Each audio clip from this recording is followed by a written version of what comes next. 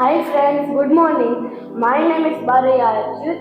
I am studying standard 4. My school name is Noble School and she is my mother. નમસ્તે, હું છું બારિયા ઈલા.